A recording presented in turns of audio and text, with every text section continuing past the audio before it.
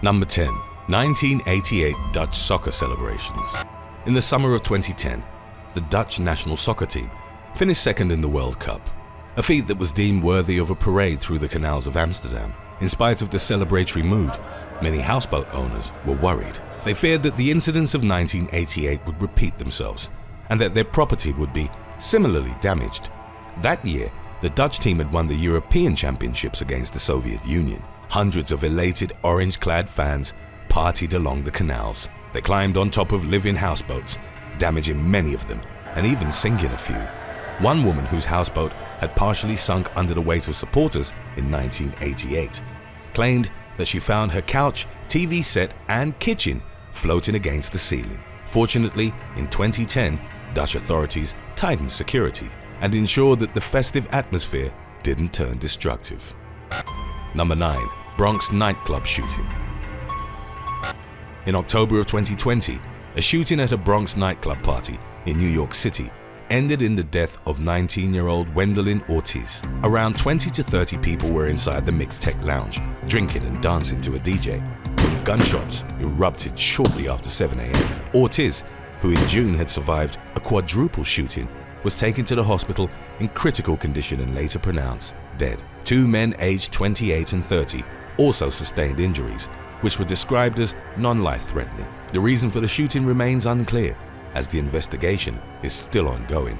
But Ortiz isn't believed to have been the actual target. According to the latest updates on the case, a man suspected to have been involved in the incident was apprehended at JFK Airport, where he was found with a one-way ticket to the Dominican Republic. Number 8. Death of Jacob Jarozewski. In March of 2012, Jacob Jarozewski was not only about to get married but was also on the verge of turning 26. A day before his birthday, the young man was having his bachelor party at a friend's house in Kansas City, Missouri. After a night of partying in the early hours of the morning, Jarozewski was found unresponsive on the floor. He was declared dead shortly afterwards. It later emerged that the man, a mixed martial arts enthusiast, had gotten into a fight with another partygoer. It's unclear whether it had escalated from an argument or if it was meant as a friendly tussle. The other man, who wasn't named, had reportedly put Jarozewski in a headlock, trying to restrain him. A coroner determined that he'd succumbed to generalized trauma to the head and neck. The police interviewed the partygoers, but no one was charged with Jarozewski's death. Number 7. CRANDON shooting. In October of 2007, Tyler Peterson crashed a homecoming party inside a duplex in CRANDON, Wisconsin, where he shot and killed 6 people. Peterson, a deputy of the Forest County Sheriff Department, as well as a part-time officer with CRANDON Police, was off duty at the time. The 20-year-old had been drinking and driving around. He went to the party attempting to patch up the relationship with his former girlfriend, 18-year-old Jordan Michelle Murray. However, the pair started fighting, and others from the party took Murray's side, apparently ridiculing Peterson and calling him a worthless pig. Peterson flew in a fit of rage and retrieved an AR-15 rifle from his car. He returned to the party and opened fire on everyone inside. 6 people, including Murray, were killed in the shooting, throughout which Peterson had fired 30 rounds. Only one survived by playing dead after being shot 3 times. Peterson switched vehicles and fled to a friend's cabin in the town of Argonne, where he confessed to the killings. The authorities tracked him down and SWAT teams set up a perimeter around the cabin. He tried to negotiate his surrender on the phone, but his terms were turned down. Peterson eventually took his own life by multiple gunshots after being wounded in the arm by sniper fire. Number 6. Deadly retirement party. In November of 2007, an unnamed 60-year-old man was enjoying his retirement party at an inn near Kyoto in central Japan.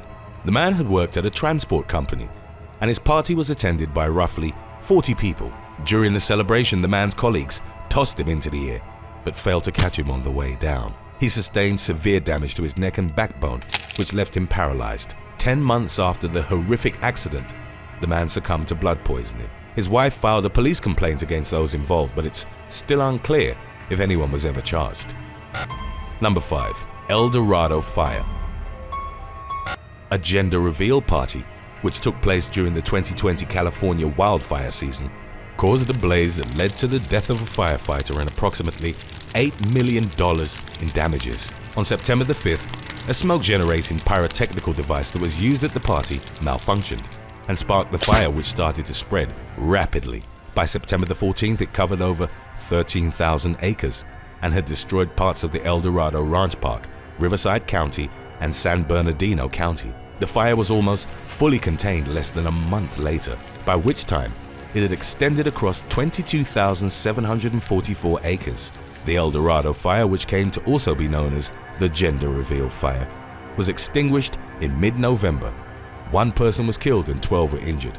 10 structures were obliterated and 6 others were partially damaged. Number 4. Death of Autumn CANNADY. In September of 2020, teenager Autumn CANNADY was at a party outside of Okmulgee County, Oklahoma. It featured a gathering of roughly 10 people, mostly teenagers, some of whom had been drinking alcohol. In the early morning of September the 27th, the party took a tragic turn. 19-year-old Marcus Peterson started playing with a firearm. The weapon discharged and CANNADY was shot in the head. The teenager, who in a month would have turned 19, died instantly. In the incident's aftermath, Patterson was arrested and charged with second-degree murder. Number 3. COVINA Massacre.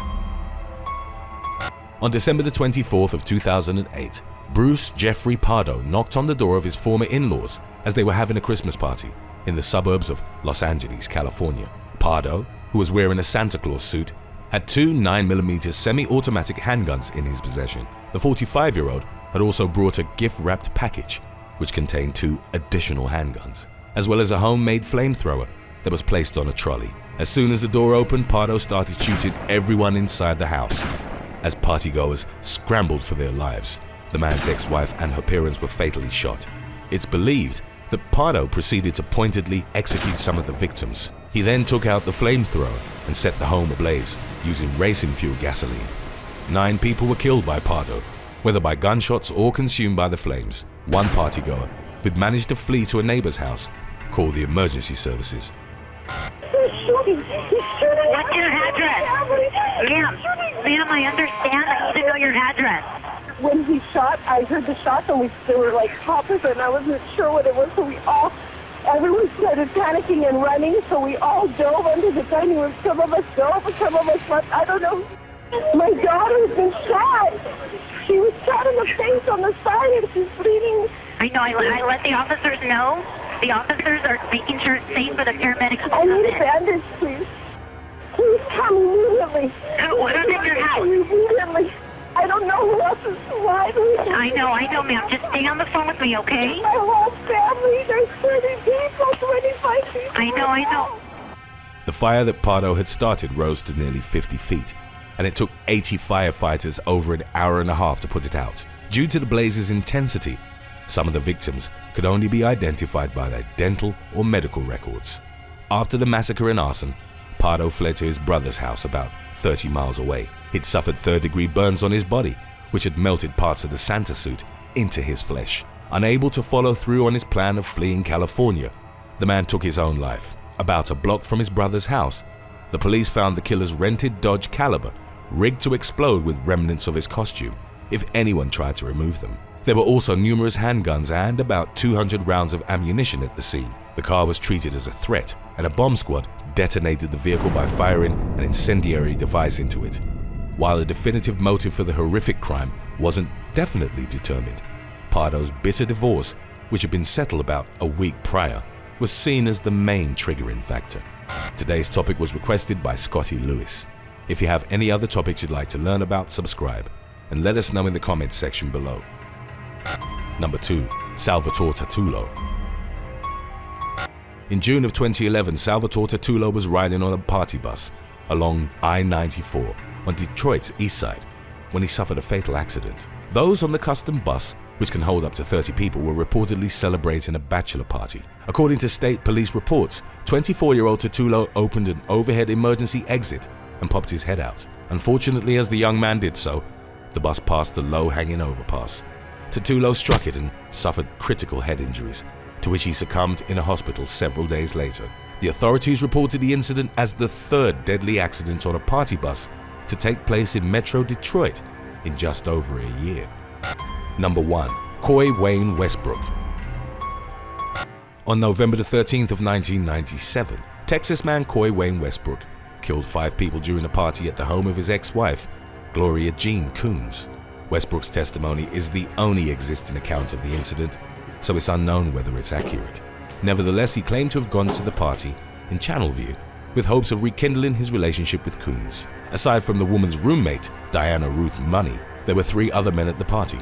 At some point, Coons had slipped away with 2 men, and Westbrook found her in the bedroom having intercourse with both of them. As he tried to leave, party attendees started mocking him and played keep away with his keys, tossing them back and forth to each other. Westbrook was eventually able to retrieve his keys and left in a fit of rage.